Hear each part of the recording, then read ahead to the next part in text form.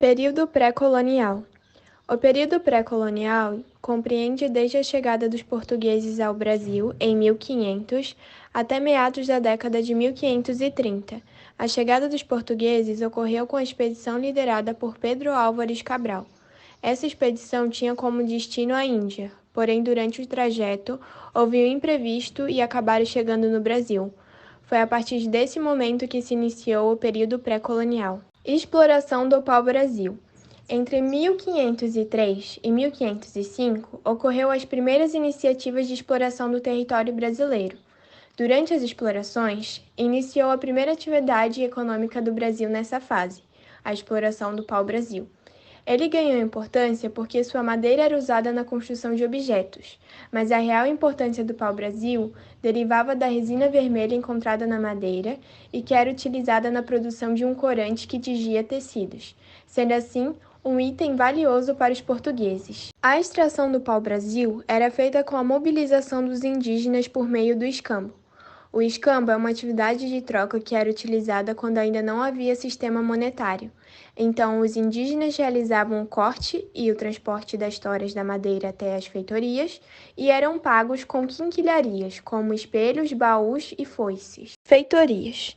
Durante o período pré-colonial, existiam 3 grandes feitorias no Brasil, que eram Cabo Frio, Porto Seguro e Igaraçu. Essas feitorias eram locais onde a madeira extraída era armazenada. Na maior parte do ano, as feitorias eram ocupadas por poucas pessoas e, por questão de segurança, eram cercadas por paliçadas de madeira. Assim, protegia a feitoria de ataques indígenas e de estrangeiros. Nessas feitorias, os portugueses contratavam os indígenas para que eles realizassem todo o trabalho de extração e transporte das toras de madeira. Expedições exploradoras. A primeira expedição exploradora, em 1501, foi uma ação da coroa, comandada por Gaspar de Lemos, aportou inicialmente no litoral do atual estado do Rio Grande do Norte, rumando em seguida em direção ao sul. Os principais acidentes geográficos encontrados no caminho recebiam os nomes relacionados aos santos e dias de festas, Cabo de São Roque e Rio São Francisco, entre outros. A expedição comandada por Gonzalo Coelho em 1503 constituiu-se em uma ação de particulares. Para organizá-la, a coroa firmou em 1502 contrato com um grupo de comerciantes. A terra foi arrendada por um período de 3 anos para a exploração do pau-brasil. Os arrendatários, em troca, comprometiam-se a construir feitorias e pagar à coroa parte do lucro obtido. O arrendamento foi renovado mais 2 vezes, em 1505 e em 1513. Como consequência do contrato e da expedição de 1502, o rei Dom Manuel doou em 1504 a Fernão de Noronha a primeira capitania hereditária no litoral brasileiro, a ilha de São João da Quaresma, atual Fernando de Noronha. Expedições guarda-costeira. Cristóvão Jacques comandou as 2 expedições guarda-costas organizadas pela coroa, a primeira em 1516 e a segunda em 1526. Ambas mostraram-se insuficientes para combater o contrabando e a constante ameaça de ocupação estrangeira diante da vasta extensão do litoral. O historiador brasileiro Capistrano de Abreu ressaltou outra grande dificuldade: as alianças feitas entre os europeus e os indígenas. Os tupinambas se avaliavam com frequência aos franceses e os portugueses tinham ao seu lado os tupiniquins. E, segundo Capistrano, durante anos ficou indeciso se o Brasil ficaria pertencente aos Peró, portugueses, ou aos Mair, franceses. Colonização de exploração. No início do século XVI, com grandes navegações e descobrimento da América, o interesse em explorar e conquistar novas terras ganhou força. Dessa maneira, surgiram os colonizadores em áreas distintas, carregando bandeiras de várias metrópoles, seja sob a égide do catolicismo ou protestantismo. Monocultura e latifúndios. Esse sistema é um modelo de produção agrícola baseado na monocultura, na exportação desses produtos e na utilização de grandes latifúndios com a mão de obra escrava. O sistema plantation ocasionou no surgimento de vários latifúndios que possuíam grandes terras destinadas a um único dono, os escravos. O trabalho compulsório no Brasil abrangeu 2 tipos de escravidão: a indígena, o escravismo vermelho, e a negra africana. A primeira, apesar de toda a reação contrária dos religiosos, foi praticamente em determinados períodos, em até 1759, quando um decreto pombalino aboliu a escravidão indígena. Pacto colonial no Brasil. O pacto colonial foi muito comum entre os séculos XVI e XVII. As metrópoles proibiam totalmente o comércio de suas colônias com outros países ou criavam impactos tão altos que inviabilizavam o comércio fora do pacto. Outro método que inclusive foi utilizado na relação entre Portugal e Brasil foi a proibição de estabelecimento de manufaturas em solo brasileiro. Dessa forma, o Brasil ficou durante grande parte da fase colonial totalmente dependente de manufaturados portugueses. O pacto colonial foi quebrado em 1808, com a vinda da família real portuguesa ao Brasil. Nesta ocasião, Dom João II promoveu a abertura dos portos às nações amigas, Reino Unido. As capitanias hereditárias era uma forma de administração de território colonial português na América. Basicamente eram formadas por faixas de terra que partiam do litoral para o interior, comandadas por donatários e cuja posse era passada de forma hereditária. Motivos de melhor aproveitamento para a administração da colônia. A coroa portuguesa delega a exploração e a colonização aos interesses privados, principalmente por falta de recursos de Portugal, e manter a sua colônia além mar. Ocorre então a divisão de território em capitanias, que iam do litoral até o limite estipulado pelo Tratado de Tordesilhas, um modelo de colonização que tinha obtido sucesso na Ilha de Madeira e em Cabo Verde, na África. A primeira divisão forma a Ilha de São João, colocada sob responsabilidade de Fernando de Noronha, em 1504. A iniciativa de colonização, utilizando esse modelo, respondia à necessidade de proteção contra invasores, sobretudo franceses. Agora, nós vamos falar um pouco sobre o governo geral.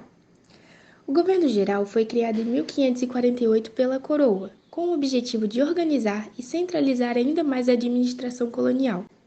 O primeiro governador foi Tomé de Souza, que recebeu do governo português várias leis que deveriam ser aplicadas na colônia. Com ele, chegaram os primeiros jesuítas, padres da Companhia de Jesus, que eram liderados por Manuel de Nóbrega. O plano da companhia consistia em criar algumas aldeias e converter os nativos à fé cristã, dando continuidade aos ensinamentos da Igreja. Uma das principais etapas da catequização dos indígenas incluía a adaptação do catolicismo à cultura local. O governador veio ao litoral brasileiro com a missão de desempenhar uma série de funções administrativas, como a defesa, estímulos à produção agrícola, relacionamento com os indígenas e a fundação de uma capital colonial, que na época era designada como São Salvador da Bahia de Todos os Santos, atual Salvador. Agora nós vamos falar de dois ciclos que foram muito importantes, o do açúcar e o do ouro. O ciclo do açúcar foi considerado a primeira grande riqueza agrícola e industrial, sendo uma das principais bases econômicas, sociais e culturais no Brasil colônia. As primeiras mudas de cana-de-açúcar chegaram em território brasileiro pelas mãos de Marfim Afonso de Souza. Sua expedição tinha a função de dar início à colonização ao território. 2 anos depois, Marfim Afonso fundou a vila de São Vicente, no atual estado de São Paulo, onde instalou o primeiro engenho, que seria o engenho do governador. Nesse período, a principal atividade econômica era a extração e exportação do ouro. No fim do século XVII, as exportações do açúcar sofreram uma significativa queda e Portugal teve que buscar novas alternativas de fonte de renda. Com a descoberta de ouro no Brasil, durante o auge desse ciclo, milhares de pessoas foram para essas regiões, até mesmo portugueses, que passaram a migrar buscando rápido enriquecimento.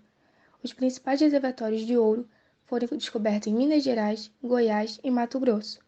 Quando a exploração passou a ser mais lucrativa, aconteceu a transferência capital colonial de Salvador para o Rio de Janeiro. A administração do ouro continha alguns mecanismos de controle, como o quinto, a derrama e a captação. Esse período durou até o fim do século XVIII.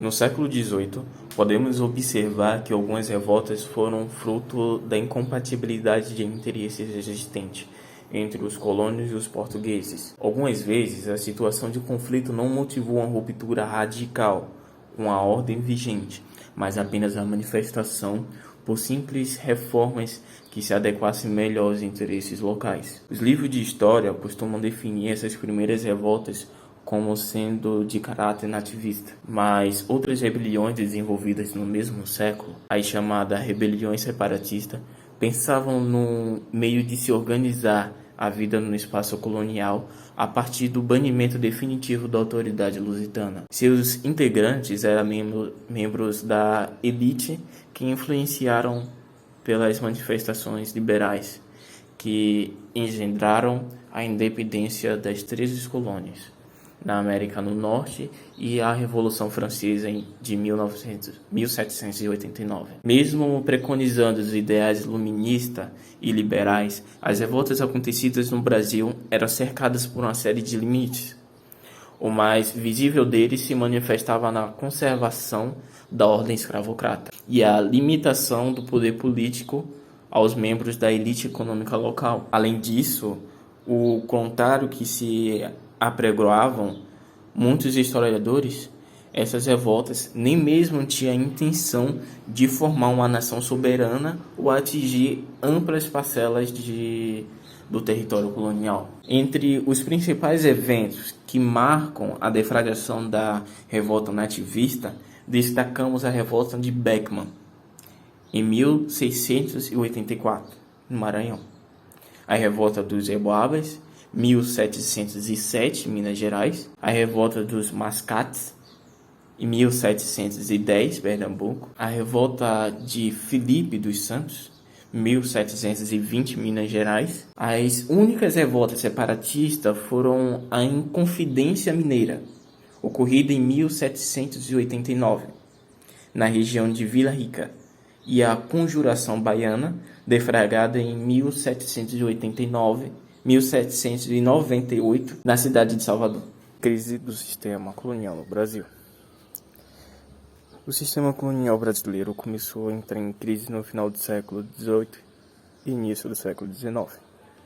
Existem várias causas que explicam não só a crise, mas o fim desse período na história do Brasil. As principais causas da crise do sistema colonial brasileiro foi o fim do absolutismo na maior parte dos países europeus. Os ideais de liberdade, igualdade e fraternidade, trazidos pela Revolução Francesa, se espalharam pelas colônias, que começaram a questionar e enfrentar o poder das metrópoles. Houve também o crescimento da burguesia comercial no Brasil, que queria liberdade econômica para fazer crescer seus negócios. Com o pacto colonial imposto pela coroa portuguesa, a burguesia não conseguia atingir seus objetivos. A influência dos ideais do iluminismo que motivaram muitos brasileiros, principalmente intelectuais, a se organizarem para lutarem contra a opressão metropolitana e pela independência do Brasil. Houve também o aumento da exploração da coroa portuguesa, através da cobrança de altos impostos e taxas, principalmente nas regiões auríferas. Houve também a vinda da família real portuguesa para o Brasil em 1808. O governo de Dom João VI deu maior autonomia para o Brasil e criou condições para um afrouxamento no sistema colonial. E por último, o fortalecimento político de Dom Pedro I, que tinha como objetivo se tornar imperador do Brasil. Ele teve o apoio significativo das elites agrárias brasileiras, que também queria se livrar das amarras políticas e econômicas de Portugal.